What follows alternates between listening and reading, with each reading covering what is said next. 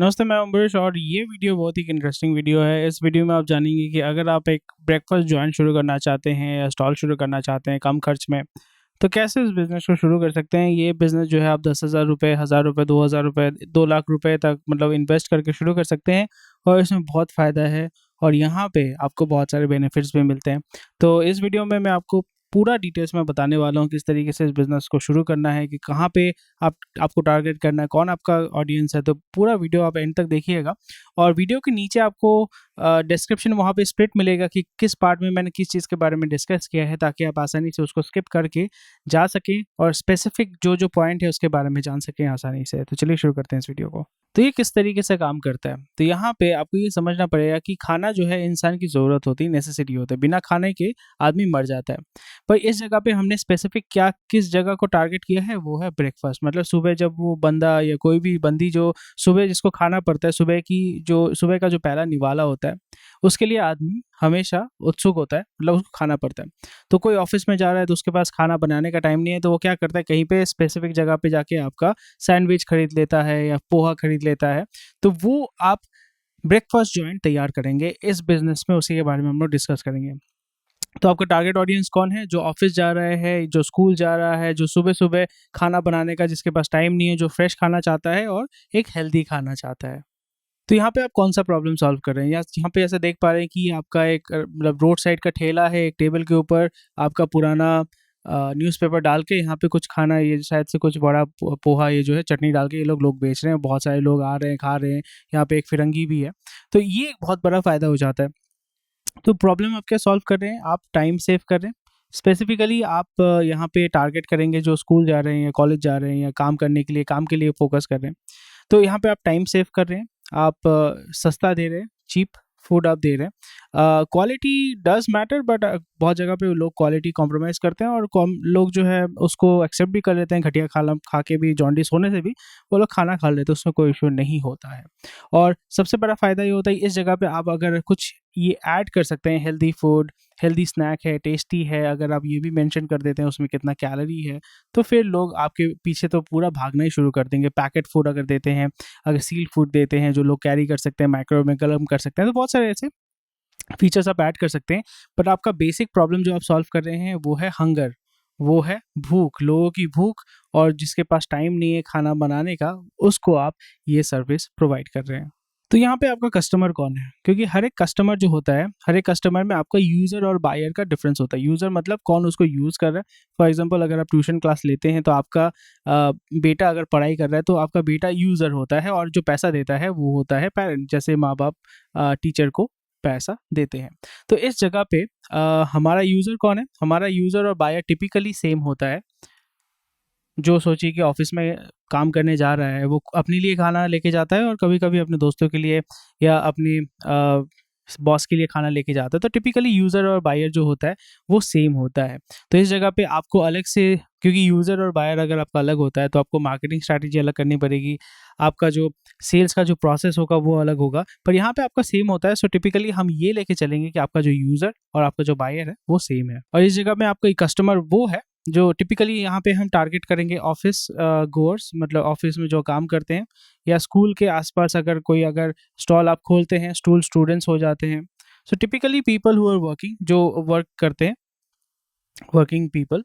Working मतलब student भी काम करनी, मतलब स्कूल में तो काम करने ही जाता है, सीखने जाता है, तो वो वर्किंग में हो जाता है। सो जो वर्किंग इंडिविजुअल्स हैं उनके लिए स्पेसिफिकली होता है। यहाँ पे अगर स्पेसिफिक करना चाहते हैं तो बैचलर्स जो है, जिनके पास खाना पकाने का टाइम नहीं है, या आपका फॉर एग्ज़ाम्पल जो बहुत ही बिज़ी रहते हैं, जो यहाँ पे वर्किंग कपल जो होते हैं, पति-पत्नी दोनों काम करते हैं, उनके पास खाना पकाने का टाइम नहीं है, या आपके जो बोर्डिंग स्कूल में रहते हैं या हॉस्टल में रहते हैं, उनके पास सही तरीके से खाना मिलता नहीं है, सुबह-सुबह में भी अच्छा क्वालिटी का खाना नहीं मिलता है, तो वो आपका कस्टमर हो सकते हैं।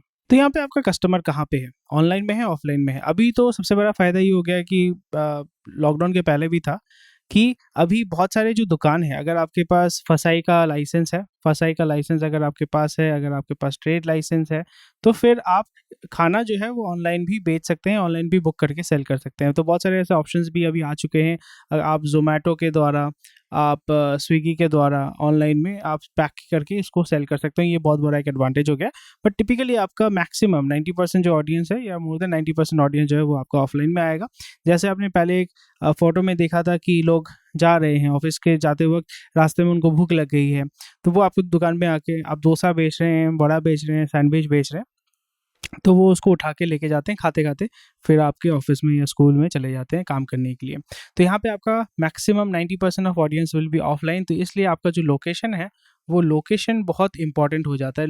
लोकेशन सेंट्रिक आपका जो बिज़नेस हो जाता है, क्योंकि अगर आप ऑफ़िस एरिया में अगर आप अपने बिज़नेस को शुरू करते हैं, तो फिर वहाँ पे ज़्यादा कस्टमर आपको मिल जाएगा। इसलिए आप देखोगे कि ऑफ़िस एरियाज़ में फुटपाथ पे भी आपका इल्लीगल जो है खाने के जॉइंट्स खुल जाते हैं, लोग ठेला लगा देते हैं, और इस जगह पे आप इल्लीगल भी कर सकते हैं, लीगल भी कर सकते हैं। लीगल में आपको ऑब्वियसली ज़्यादा खर्चा करना पड़ेगा, इल्लीगल मतलब आपने फुटपाथ पे कोई ठेला लगा दिया, तो उससे भी आप कर सकते हैं। उसमें शायद से आपको लोकल जो है मतलब जो भाई लोग हैं उन लोगों को शायद से पैसा-वैसा देना पड़ेगा। तो वो आप लोकल आपके ऊपर डिपेंड करता है वहाँ पे क्या कल्चर चलता है। But it is mostly offline oriented. और यहाँ पे अगर आपको स्विगी ज़ोमैटो में अगर सेल करना है, आप पूरा इसको ऑनलाइन में करना चाहते हैं, वो भी कर सकते हैं। यहाँ पे अभी एक कॉन्सेप्ट आ चुका है क्लाउड किचन का, तो क्लाउड किचन के ऊपर भी मैं एक वीडियो बनाऊंगा। तो आप क्लाउड किचन को लेके भी शुरू कर सकते हैं, जहाँ पे आपका पूरा जो है वो ऑनलाइन में रहेगा। लोग ऑर्डर करेंगे, आप उसको पैक करके फिर आप उसको डिलीवर करेंगे स्विगी और ज़ोमैटो के द्वारा। तो ये एक एडवांटेज हो जाता है। तो आपका कस्टमर जो है वो ऑनलाइन ऑफलाइन दोनों जगह पे है। आपको यहाँ पे डिसाइड करना पड़ेगा कि आप किस मार्केट के पीछे जाना चाहते हैं। ये कंप्लीटली आपके लोकेशन के ऊपर, आपका प्रोडक्ट सर्विस के ऊपर डिपेंड करता है। तो यहाँ पे आपका लोकेशन का है, मतलब जो कस्टमर है उसका लोकेशन कहाँ पे, अर्बन में है, सेमी अर्बन में है, रूरल में है। आदमी हर जगह खाना खाता है। आप दाल चावल हर जगह आदमी खाता है, या नॉर्थ इंडिया हो, साउथ इंडिया हो, वेस्ट बंगाल हो, राजस्थान हो, हर जगह आदमी खाता है। तो यहाँ पे आप अर्बन भी कब कर सकते हैं, सेमी अर्बन भी कर सकते हैं, रूरल में भी कर सकते हैं। रूरल में फॉर एग्जांपल क्योंकि ऑफिस से ऐसा कुछ नहीं होता है, क्योंकि लोगों के पास खर्चा करने के लिए उतना पैसा नहीं होता है और उनके पास टाइम होता है, तो रूरल में आपको उतना ज़्यादा आपको बिजनेस नहीं मिलेगा। सेमी अर्बन जैसे for example tier 2 tier 3 cities होती हैं, वहाँ पे भी छोटे छोटे ऑफिसेस होते हैं, स्पेशली गवर्नमेंट ऑफिसेस होती हैं। तो गवर्नमेंट जो ऑफिसेस होते हैं उनको आप टारगेट कर सकते हैं, जहाँ पे लोग आना जाना करते हैं। वहाँ पे भी आपको, यहाँ पे सबसे ज़्यादा आपको कस्टमर मिलेगा गवर्नमेंट ऑफिसेस के यहाँ पे, क्योंकि प्राइवेट उतनी कंपनीज होती नहीं है। और अर्बन एरियाज जैसे आपके बेंगलोर हो गया, नोएडा हो गया, दिल्ली हो गया, तो वहाँ पे तो आपको भर भर के बहुत सारे ऑफिसेस मिलेंगे। वहाँ पे रास्ते चौड़े होंगे, वहाँ पे आप इलीगली एंक्रोच करके भी बिजनेस चला सकते हैं, या आप बहुत सारे ऑफिसेस के अंदर भी आपके दुकान खोलने का ऑप्शन आपको मिलता है, वहाँ पे भी आप कर सकते हैं। तो प्राइवेट आपको ज़्यादा मिलेगा अर्बन एरियाज़ में, गवर्नमेंट भी मिलेगा। बट अगर आप सेमी अर्बन में करना चाहते हैं तो मैं आपको सजेस्ट करूँगा कि आप गवर्नमेंट ऑफिसेस के आसपास में खोलें, ताकि आपको, क्योंकि सरकारी नौकरी है, लोग करनी ही आएंगे, लोग करेंगे। सरकारी नौकरी पाने के लिए लोग तो मतलब 10 साल 20 साल तक ट्राई करते हैं। तो यहाँ पे इस जगह पे ये ऑप्शन भी आपके पास है। तो चलिए बात करते हैं क्या क्या लाइसेंस आपको चाहिए। तो यहाँ पे अगर आपने दुकान मतलब एक फिक्स्ड, या आपने एक ब्रिक एंड मॉर्टर जिसको बोलते हैं, आपने एक दुकान भाड़े पे लिया है, या उस दुकान को लेके आप बिजनेस करना चाहते हैं, तो यहाँ पे आपको ट्रेड लाइसेंस लेना पड़ेगा। क्योंकि कहीं पे भी अगर आप धंधा करना चाहते हैं वहाँ पे आपको ट्रेड लाइसेंस की ज़रूरत होती है। आपको क्या स्पेशल कोई लाइसेंस की ज़रूरत होती है? हाँ, आपको फसाई की ज़रूरत होती है। अगर आप खाना ज़ोमैटो स्विगी ऑनलाइन में बेचना चाहते हैं, तो उनका यहाँ पे एक अनिवार्य हो गया है कि आपको फसाई का सर्टिफिकेट देना पड़ेगा। फसाई क्या होता है, चलिए देख लेते हैं। तो जैसे आप देख पा रहे हैं कि फसाई का मतलब होता है food security and standards authority of India. इनसे आपको लाइसेंस लेना पड़ता है कि हाँ, आप जो खाना बना रहे हैं, खाना बेच रहे हैं, वो खाने लायक है, लोग खा के उसको मरने नहीं वाले हैं। क्योंकि आपने ये देखा होगा कि बहुत सारा विषैला दारू पी के आदमी लोग मर जाते हैं, तो उसी तरीके से लोग घटिया खाना खा के भी फूड पॉइजनिंग के कारण मर जाते हैं। तो यहाँ पे प्रोसेस जो है बहुत ही सिंपल है। इन सारी चीज़ों का ये गवर्नमेंट ऑफ इंडिया का आपका लिंक रहेगा, पूरा लिंक मैं आपको डिस्क्रिप्शन में दे दूंगा, आपको सारा चीज़ वहाँ पे मिल जाएगा। यहाँ पे जैसे देख पा रहे हैं कि प्रोसेस जो है बहुत ही सिंपल प्रोसेस है। यहाँ पे आपको क्या करना पड़ेगा, सबसे पहले आपको जो भी आप करना चाहते हैं फॉर्म कुछ भर के आपको देना पड़ेगा, फाइलिंग एप्लीकेशन करना पड़ेगा, फिर आपको एक रेफरेंस नंबर मिलेगा, फिर आपको जो भी एडिशनल डिटेल्स है वो आपको पुटअप करना है, आपको आईडी मिलेगी। फिर इंस्पेक्शन होता है, टिपिकली यहाँ पे इंस्पेक्शन होता है, वहाँ पे बहुत कुछ होता है, आपको पता है। इंस्पेक्शन हो जाने के बाद आपको एक लाइसेंस मिल जाता है, फिर आप लाइसेंस को लेके फिर अपना जो बिजनेस है उसको शुरू कर सकते हैं। तो इसके बारे में अगर आप वीडियोस देखना चाहते हैं तो यहाँ पे बहुत सारे वीडियोस भी है। माई ऑनलाइन सीए, इनका भी वीडियोस है, ये आप चेक कर सकते हैं। कुछ यूट्यूब के वीडियोस है जिसका लिंक मैं डिस्क्रिप्शन में दे दूंगा आपको, और क्लियर टैक्स का भी वीडियोस है। यहाँ पे पूरा प्रोसेस उन्होंने थोड़ा सा समझाया हुआ है कि कितना टर्नओवर चाहिए, किसको चाहिए, क्योंकि जैसे आप जानते हैं कि अगर आपका जीएसटी लोकल में धंधा कर रहे हैं तो जीएसटी 40 लाख तक अगर आपका रेवेन्यू नहीं है, टर्नओवर नहीं है, तो फिर आपको जीएसटी की दरकार नहीं होती है। पर बहुत सारे डिटेल्स होते हैं। मैं सजेस्ट करूंगा कि आप फसाई का जो है यहाँ पे देख लीजिए, लोग आपको डेफिनेटली मदद करेंगे, और अगर आप खुद कर पाते हैं तो कर सकते हैं, या आप लोकल किसी सीए या लॉयर के साथ जुड़ के उनसे आप ये हेल्प लेके अपना जो फसाई का रजिस्ट्रेशन है वो ले सकते हैं। इनिशियली आप बिना फसाई के शुरू कर सकते हैं, क्योंकि आपको यही पता नहीं है आपका धंधा चलेगा कि नहीं चलेगा। तो इस जगह पे मैं आपको सजेस्ट करूंगा कि आप बिजनेस शुरू कीजिए, उसको कुछ दिन चलने दीजिए, क्योंकि इस प्रोसेस में भी थोड़ा सा टाइम लगता है, फसाई में भी थोड़ा सा टाइम लगता है। और अगर आपने फसाई ले ली और आपका धंधा 2 दिन बाद बंद हो गया तो कोई मतलब नहीं बनता है, इसमें आपका पैसा भी खर्चा होता है। तो ये आप ड्यू डिलिजेंस करके कर सकते हैं। और यहाँ पे जीएसटी की दरकार होती है। जीएसटी जैसे मैंने कहा कि अगर आपका 40 लाख तक अगर आपका ईयरली टर्नओवर नहीं है, तो और क्योंकि ये लोकल बिजनेस है, आपके ज़्यादातर क्या सारे कस्टमर आपके लोकल ही आएंगे, तो यहाँ पे आपको 40 लाख तक जब तक नहीं होता है तो फिर जीएसटी की ज़रूरत नहीं है। आप कर सकते हैं इस बिज़नेस को। फिर अगर आपका बिज़नेस ग्रो करता है, या आप ड्राई गुड्स अगर इंटरस्टेट सेल कर रहे हैं, मिठाई जैसे सेल कर सकते हैं, ड्राई फ्रूट्स सेल कर सकते हैं, या कोई भी ड्राई खाना जैसे पोहा या डोसा मिक्स जो होता है आपका एमटीआर, ये सब जो बेचते हैं, वैसा अगर करेंगे तो आपको जीएसटी की ज़रूरत होगी। पर यहाँ पे आपको जीएसटी की ज़रूरत नहीं है। स्पेशल लाइसेंस जैसे मैंने कहा कि आपको फूड सेफ्टी का जो है ये देना पड़ेगा। उसी के साथ साथ अगर आपका फायर सेफ्टी भी आप देख लीजिएगा, जहाँ पे आप बिजनेस को शुरू कर रहे हैं, क्योंकि आप गैस यूज़ करेंगे, फायर यूज़ करेंगे, तो यहाँ पे आपको फायर सेफ्टी भी बहुत इंपॉर्टेंट हो जाती है। तो वो थोड़ा सा देख लीजिए जहाँ पे आप खाना बना रहे हैं। अगर आप ठेला चलाते हैं तो फायर सेफ्टी की कोई ज़रूरत नहीं, जलेगा तो आपका ठेला ही जलेगा। अगर आप एक बड़े मॉल में शुरू करते हैं तो पूरा मॉल जला सकते हैं आप, तो इस पर थोड़ा सा ध्यान रखिएगा। तो इस जगह पे चलिए बात करते हैं पूंजी के बारे में। कितना आपको पैसा चाहिए, कितना रोकड़ा चाहिए, क्या प्रॉपर्टी चाहिए, कितना इक्विपमेंट आपको इन्वेस्ट करना पड़ेगा। सो यहाँ पे टिपिकली मैं जैसे कहता हूँ कि 6 मंथ्स का आपको कैपिटल लेके चलना है। 6 मंथ्स का आपको कैपिटल लेके चलना है। आपको ये सोच के चलना है कि 6 महीने में आपका कोई रेवेन्यू नहीं होगा। तो वर्किंग कैपिटल आपको किस तरीके से आप कैलकुलेट करेंगे, आपको मैं इसके बाद वाला स्लाइड में बता दूंगा। तो वर्किंग कैपिटल आपको लेके चलना पड़ेगा, डिपेंड करता है। आप 10,000 लेके भी शुरू कर सकते हैं, 1 लाख लेके भी शुरू कर सकते हैं, या 50,000 लेके भी शुरू कर सकते हैं। बहुत लोग मुद्रा लोन लेके या लोकल जो मुनीम होते हैं उनसे पैसा लेके काम करते हैं। प्रॉपर्टी यहाँ पे आप टिपिकली रेंटेड से शुरू कर सकते हैं। अगर आप ठेला लगाते हैं तो ठेले के लिए कोई प्रॉपर्टी नहीं चाहिए होता है, बट वो ठेला आपको खरीदना पड़ेगा, या बनाना पड़ेगा, या सेकेंड हैंड परचेस करना पड़ेगा। या आप अपना जो प्रॉपर्टी है, अगर आपका रोड साइड का प्रॉपर्टी, आपके पास गैराज है, तो आप गैराज को एक दुकान में कन्वर्ट करके फिर उस पर काम कर सकते हैं। तो ऑप्शंस है आपके पास, एक है आपका रेंटेड, एक है ठेला, और एक है आपका रोड साइड में अगर आपका घर है। टिपिकली ज़्यादा लोगों का नहीं होता है, तो आपके पास ऑप्शन ये हो जाते हैं, रेंटेड का आप कर सकते हैं या ठेला कर सकते हैं। रेंटेड मतलब छोटा सा एक प्लेस लेके आप काम कर सकते हैं, क्योंकि आप देखोगे बहुत सारे रोल के दुकान होते हैं यहाँ पे, क्योंकि अब बहुत ज़्यादा चीज़ें नहीं बेच रहे हैं। और सबसे ज़्यादा चीज़ आपको ये समझना पड़ेगा, जब भी आप ब्रेकफास्ट वाले ऑप्शन में जा रहे हैं, ये मैं पहले मेंशन करना चाहिए था, ब्रेकफास्ट ऑप्शन वाले में ज़्यादा ऑप्शन ना रखें। मतलब अगर आप डोसा बेच रहे हैं तो डोसा इडली बेचो आप, ठीक है, साउथ इंडियन का। अगर आपको समोसा बेचना है तो सिर्फ आप समोसा कचौड़ी बेचो। तो आप स्पेसिफिक 2-3 आइटम ही बेचो, ज़्यादा मत बेचो। आप मे बी चाय आप बेच सकते हो, ठीक है। अगर आप डोसा इडली समोसा इतना कुछ करोगे आप पागल हो जाओगे। तो कोशिश करोगे कि ऐसा कुछ करने के लिए जो इंटर रिलेटेड हो। डोसा का जो बैटर होता है और इडली का जो बैटर होता है मोटा मोटी सेम होता है। समोसा और कचौड़ी बनाने के लिए जो मतलब आपको मैदा या आटा का इस्तेमाल करना पड़ता है वो भी मोटा मोटी सेम ही होता है, उसमें चटनी भी सेम ही होती है। तो ऐसा खाना बनाइए जो सेम जॉनर में होता है, बनाने में आसान है, ज़्यादा कॉम्प्लिकेटेड नहीं है, डिलीवर करने में आसान है, और ज़्यादा उसमें वेस्टेज नहीं होता है। तो इसी तरीके का आप ऑप्शन लेके चल सकते हैं। पोहा हो गया। अगर आप सैंडविच करते हैं तो सैंडविच आप कर सकते हैं। तो बहुत सारे ऐसे ऑप्शंस हैं। आपको इतने सारे चीज़ों को लेके इतना एक साथ नहीं डालना है, सिर्फ एक स्पेसिफिक चीज़ को लेके शुरू करना है। तो यहाँ पे सिर्फ देख पा रहे हैं कि पहले मैंने कहा था कि यहाँ पे 6 महीने का एक्सपेंस आपको लेके चलना पड़ेगा। तो एम्प्लॉय एक्सपेंस क्या है? अगर आप खुद खाना पकाना जानते हैं, आपको एक हेल्पर चाहिए होगा, या आपको एक कुक चाहिए होगा जो खाना पकाएगा, और एक पैकर चाहिए होगा जो पैकिंग का काम करेगा या आपका सामान को पैक करके सामान को देगा, और एक अकाउंटेंट मुनीम चाहिए। नहीं तो क्योंकि एक मोटा मोटी मैक्सिमम कैश का धंधा होता है और यहाँ पे पैसा मार के फिर निकल जाएगा कोई। तो एम्प्लॉय एक्सपेंस आपको देखना पड़ेगा, और ये हाईली क्वालिफाइड आपको एकदम नहीं चाहिए, आपको लो स्किल या सेमी स्किल्ड आपको चाहिए होता है, तो इसलिए आपको ज़्यादा खर्चा भी नहीं करना पड़ेगा। सो मोटा मोटी आपको एम्प्लॉय एक्सपेंस जो है आप मोटा मोटी 30,000 या 20,000 से खुद चला सकते हैं, क्योंकि आप इनिशियली शुरू कर रहे हैं तो आप ज़्यादातर काम खुद ही कर सकते हैं। पैकिंग का काम, अकाउंटिंग का काम खुद ही कर सकते हैं। कुक आप किसी को हायर कर सकते हैं, खुद कुक करते हैं तो अकाउंट्स में किसी को आपने रख लिया जो पैसा जो है देखेगा। प्रॉपर्टी रेंटल आप डिपेंड करता है, कम्प्लीटली आपके ऊपर डिपेंड करता है कहाँ पे ले रहे हैं नहीं ले रहे हैं। हर एक जगह का अलग अलग रेंटल होता है, कहीं पे 10,000 होगा, कहीं पे 30,000 होगा, कहीं पे 5,000 होगा, कहीं पे 1,00,000 रुपये होगा। तो ये पूरा डिपेंड करता है आप किस लोकेशन में रहते हैं। तो ये थोड़ा सा आप ड्यू डिलिजेंस कर लीजिए, क्योंकि अगर आप दिल्ली में रहते हैं उसमें भाड़ा ज़्यादा होगा, कलकत्ता में कम होगा, इंदौर में थोड़ा सा कम होगा या रिलेटिव भी सेम होगा। इलेक्ट्रिसिटी, इंटरनेट की ज़रूरत आपको तो होगी नहीं, और मोबाइल इंटरनेट से आप चला सकते हैं।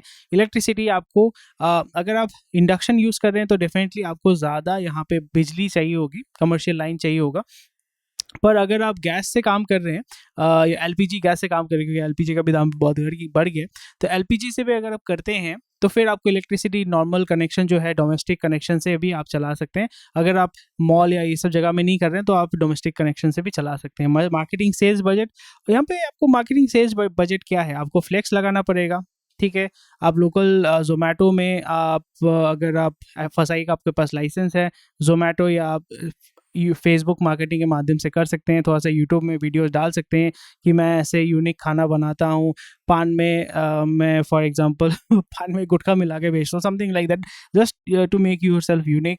वो आप ट्राई कर सकते हैं। थोड़ा सा आपको बिल बोर्ड लगाना पड़ेगा, लाइटिंग लगाना पड़ेगा, और उसी के माध्यम से यहाँ पे आपका मार्केटिंग और सेल्स का बजट, क्योंकि लोकल एरिया में जो आएंगे वही आपके दुकान में खाएंगे, तो ज़्यादा आपको मार्केटिंग और ऑनलाइन मार्केटिंग उतनी ज़रूरत नहीं होगी। मोस्टली आपको ज़्यादातर 90% आपको ऑफलाइन मार्केटिंग पे ही फोकस करना पड़ेगा। तो आप किस बिजनेस मॉडल में चलेंगे, तो आप बताइए मुझे। बहुत सिंपल चीज़ है, मैं ज़्यादातर बोलता हूँ कि B2B2C में जाइए, क्योंकि यहाँ पे बिजनेस टू बिजनेस, यानी फॉर एग्जांपल किसी ऑफिस के साथ आपने डील कर लिया कि हाँ आपके एम्प्लॉय जो हैं उनको फ्री में ब्रेकफास्ट, बहुत सारे होते हैं कि फ्री में ब्रेकफास्ट खिलाएंगे, फ्री में लंच खिलाएंगे, या मतलब उनके सैलरी में ये सब इंक्लूडेड रहता है। तो आप इन ऑफिसेस के साथ डील कर सकते हैं, इनके साथ बिजनेस आप वो कर सकते हैं, अग्रीमेंट आप कर सकते हैं कि मैं सुबह सुबह आपको इतना खाना डिलीवर करूंगा, या स्कूल्स के साथ आप ये कर सकते हैं। ये बहुत सारे ऑप्शंस आपके पास हैं। यहाँ पे थोड़ा सा आपको खुद जाके बातचीत करना पड़ेगा, शायद से थोड़ा अंडर द टेबल जो भी करना पड़े आप देख सकते हैं, आप कंप्लीटली आपके ऊपर डिपेंड करता है। B2C तो है कि लोग आपके दुकान में आ रहे हैं, रेगुलर आपके दुकान में आके वो परचेज कर रहे हैं, आपका मेन्यू देख रहे हैं, खा रहे हैं, जा रहे हैं। अगर आप अच्छा मटेरियल दोगे तो वो डेली आएंगे और फिर 2 लोगों को और लेके आएंगे। ठीक है, तो ये आपका हो जाता है। तो B2B2C मॉडल में आप काम कर सकते हैं। B2C में क्या होता है कि आपका रेगुलर नहीं है, यू कैन नॉट डिपेंड कि हाँ भाई एक कस्टमर आया, उसको सोचिए कोरोना हो गया तो वो 20 दिन नहीं आएगा, तो और उसका पेट खराब हो गया तो वो 10-7 दिन नहीं आएगा। तो ये रेगुलरिटी यहाँ पे आपको नहीं मिलती है। यहाँ पे आपको रेगुलरिटी मतलब आपको स्टेबिलिटी मिल जाती है कि हाँ भैया मेरे को डेली 30 लोगों का खाना बनाना है, मेरे को डेली 90 लोगों का खाना बनाना है, तो आपको पता रहता है कि स्टेबल आपको इनकम मिल जाती है यहाँ से। ठीक है, तो इस जगह पे आप थोड़ा सा फोकस कर सकते हैं। B2B और B2C दोनों को मिला के आप शुरू कीजिए, एंड डेफिनेटली आप इनिशियली अगर आपको उतना समझ नहीं आ रहा तो B2C से शुरू करो, उसके बाद B2B में जाओ, या B2B से शुरू करो B2C में जाओ, या एक साथ अगर कर पाते हैं, आपके पास वो बैंडविड्थ है, तो फिर आप दोनों को लेकर शुरू कर सकते हैं। तो चलिए मार्जिन के बारे में बात करते हैं, इंडस्ट्री टाइप के बारे में बात करते हैं। कॉम्पिटिशन मार्जिन जो है ऑब्वियसली यहाँ पे डिपेंड करता है, वेस्टेज यहाँ पे बहुत ज़्यादा होता है, क्योंकि अगर इनिशियली आपने बहुत पैसा दुकान लगाया, फ्रिज बनाया, फ्रिज खरीदा, ये फलाना फलाना ढिमकाना, लोग नहीं आ रहे, खाना नहीं खा रहे हैं, तो फिर आपको खुद ही खाना पड़ेगा और अपने घर वालों को फ्री में खिलाना पड़ेगा। ठीक है, तो इसमें मार्जिन जो है डिपेंड करता है आपका। अगर वॉल्यूम अच्छा निकल जाता है ना, वॉल्यूम अगर आपका अच्छा निकल जाता है, कुछ वेस्टेज नहीं होता है, तो फिर आपका अच्छा गुड मार्जिन निकल जाती है। ठीक है, अगर आपने सोचिए डोसा बनाया, ठीक है, डोसा 1 प्लेट बनाया, डोसा में क्या क्या लगता है, आपका बैटर लगता है, ठीक है, और मैं मसाला डोसा नहीं प्लेन डोसा की बात कर रहा हूँ।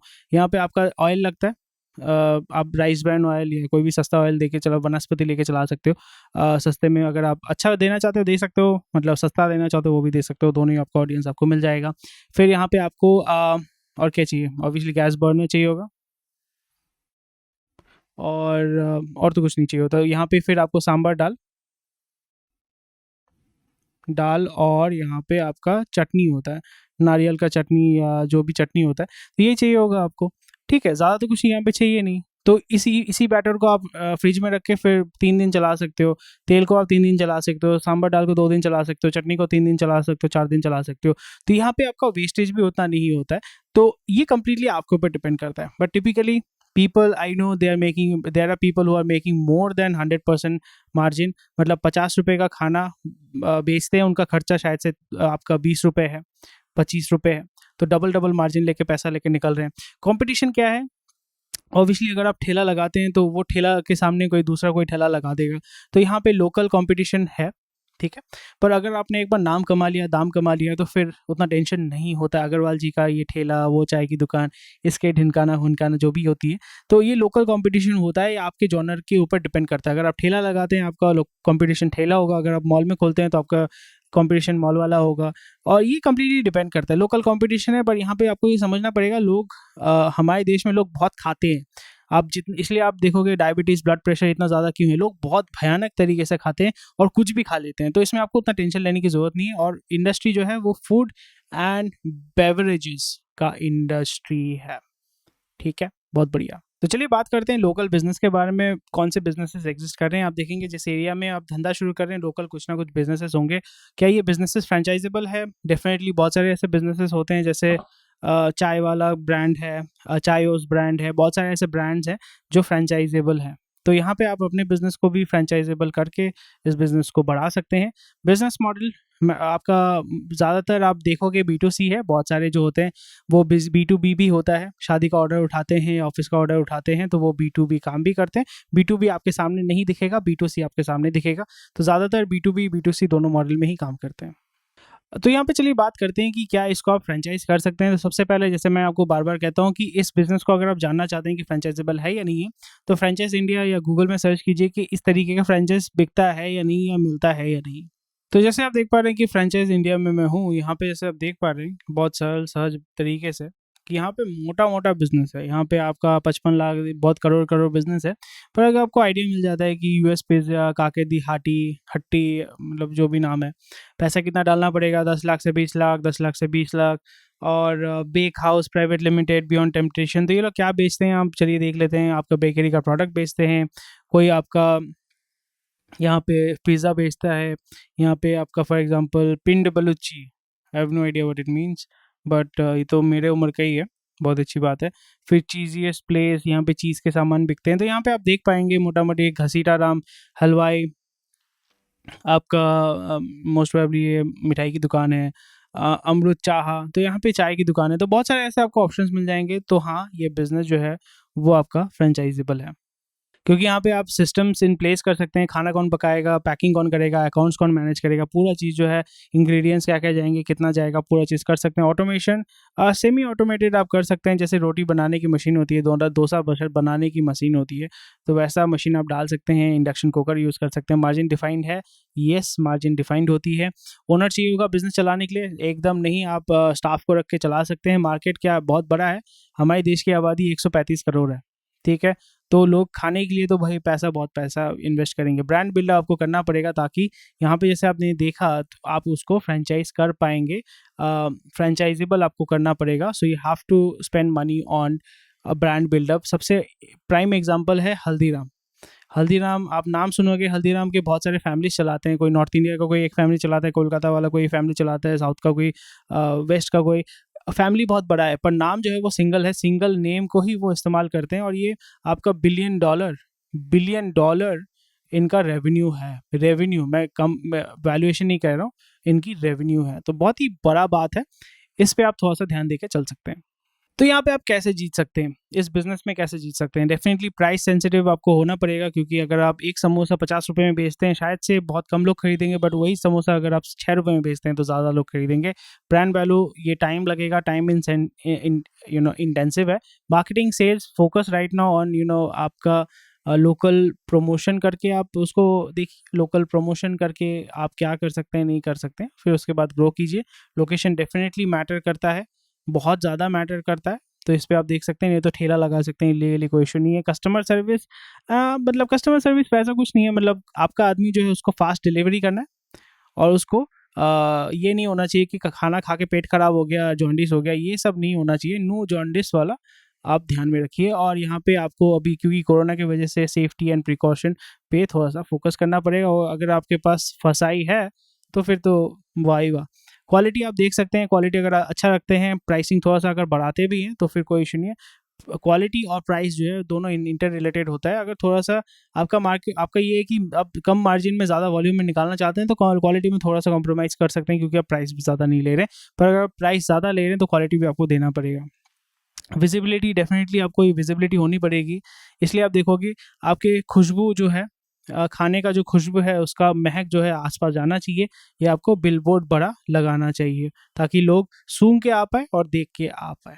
तो ये चीज़ आपको ध्यान में रखना पड़ेगा।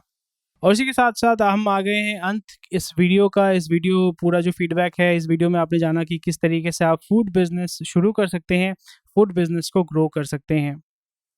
और मैं आशा करता हूँ ये वीडियो आपको पसंद आया होगा। कोई भी अगर क्वेश्चन क्वेरी हमें बताइए, कोई भी आपका फीडबैक है, गाली देना है, अच्छा बात बोलना है, कमेंट करना है, जो भी करना है आप हमें कमेंट सेक्शन में बता सकते हैं। उसी के साथ साथ आप हमारा टेलीग्राम ग्रुप ज्वाइन कर सकते हैं। वहाँ पे अपना सवाल जवाब पूछ सकते हैं, आपके बिजनेस को कैसे ग्रो करेंगे, नहीं करेंगे, सारा जो है आप क्वेश्चन आंसर जो है वहाँ पे पूछ सकते हैं। आपका डिस्क्रिप्शन में दिया हुआ रहेगा टेलीग्राम ग्रुप का लिंक। और अगर आप हमारे साथ जुड़ना चाहते हैं तो इस नंबर पे हमें कॉल या व्हाट्सएप कर सकते हैं। और अगर आप हमसे कोई पर्सनल हेल्प चाहते हैं, ताकि आपका कोई बिजनेस के बारे में स्पेसिफिक अगर हेल्प चाहते हैं, सो हम पेड कंसल्टेशन भी करते हैं। तो आप हमारे साथ एक सेशन बुक कर सकते हैं। हमारी टीम आपको मदद करेगी किस जगह पे आप अपने बिजनेस को ग्रो कर सकते हैं और कैसे आप अपने बिजनेस को बढ़ा सकते हैं, ज़्यादा से ज़्यादा कस्टमर को पा सकते हैं। Thank you, take care, bye bye और जय हिंद।